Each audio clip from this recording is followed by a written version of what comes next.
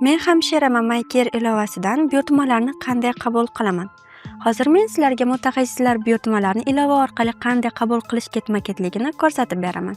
Sizga yangi buyurtma kelganda ilovada maxsus oyna chiqadi. Avvalo tafsilotlar tugmasini bosasiz. Ushbu bo'limda bemor haqidagi asosiy ma'lumotlar bilan tanishib chiqishingiz mumkin. So'ngra manzil bo'limini bossangiz, bemorning joylashuvi ko'rsatiladi. Buyurtma manzili sizga qulay bo'lsa, buyurtma sahifasiga o'tib, qabul qilish tugmasini bosasiz va shu orqali buyurtmani qabul qilasiz. Shundan so'ng bemorga qo'ng'iroq qilib, yo'lga chiqayotganingiz haqida xabar berishingiz kerak bo'ladi. Bemor ko'rsatgan manzilga yetib borganingizda ilovada yetib keldim tugmasini bosasiz.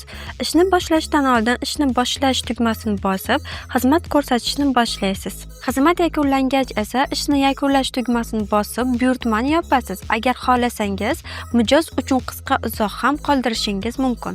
Agar sizda boshqa savollar bo'lsa, izohlarda yozib qoldiring, biz albatta javob beramiz.